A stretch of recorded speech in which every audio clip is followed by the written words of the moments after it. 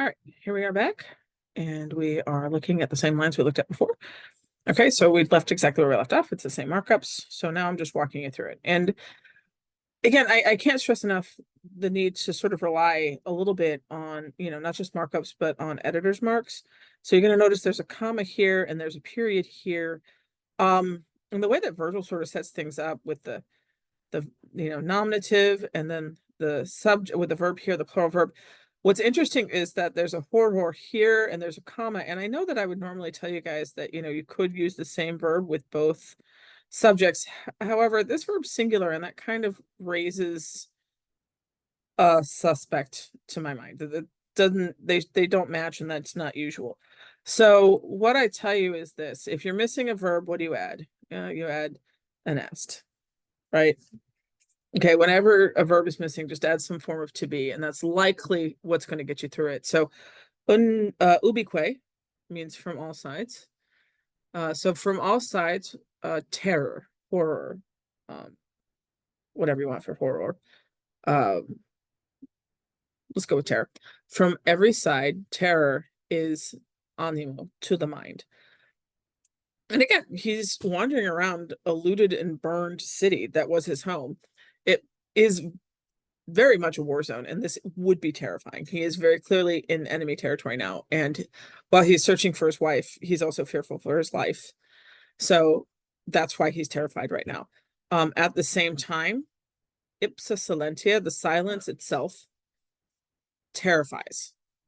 And I think this is something that we can understand too, because if you ever watch a horror movie, you know something bad's going to happen when it gets really quiet, right? It's like, is it Hitchcock too? He's like, it's not the terror, it's the anticipation of the terror that gets your heart thumping. So when things get really quiet, you know that, there's going to be a jump scare or something horrible, and even when the realization comes, it's silent. So that's how the silence is terrifying. There's smoke and flames, but it's the quiet stillness of a burning city that is also terrifying him at this time.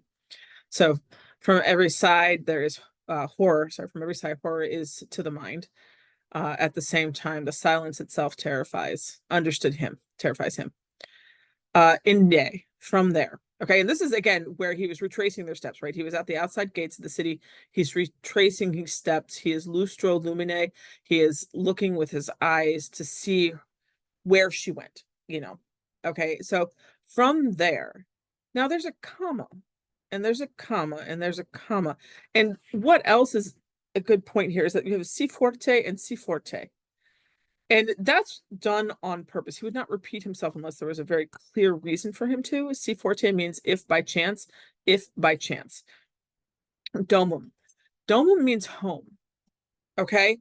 And you can pause here for just a second because you have the commas and then you have the tulicit. And the tulicit is a third person singular verb. But if you go down to the next line, we have a me and a refero, and that was a first person singular verb. And I think what we need to remember is that, again, the narrative here is that Aeneas is telling the story.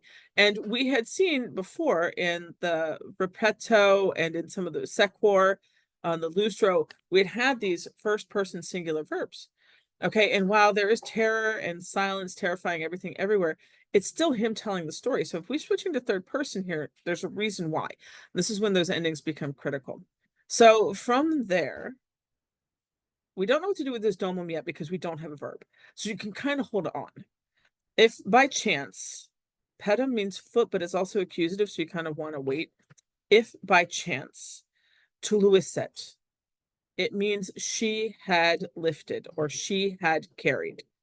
Okay, things are starting to make a little bit more sense. And I know that it's she had carried because the only two people that Aeneas is worried about is himself and Creusa. The only other third person that we've had in any of these previous lines is Creusa. And while I do these in isolation and I only do them 3 lines at a time, you guys have to go back and look at what has just happened, because what is taking us 20 minutes to do took the Romans 2 seconds to do. They didn't have to like stop and think about what was doing it. They just read it and they understood it. So remind yourself, and it makes sense too, to go back and reread your translation before you start the next one so you know what's coming up and what to expect. Okay, so from there, if by chance she had lifted her foot home, Okay, well, that makes a lot more sense, right? And you can almost see the way he's backtracking through the line because you have the Twilicet here, her foot home, you know, and he's backtracking her. He's thought maybe if she lost him, she ran home. And remember, Creus is the daughter of Priam and Hecuba. So where does he have to go? Well, he's got to go back to the palace. Okay. What does he do? He refero me. I carry myself. So from there, and you could even start here. You could say, from there, I carried myself home.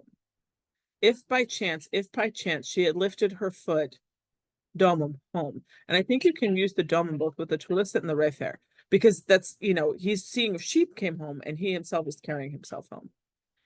Okay, notice that there is a colon here, and that colon is going to act as a break. All right. And we have a plural verb, and Virgil makes this very clear. Look at this first person singular verb here, third person singular verb here. So we switch from I to they, and that's a break.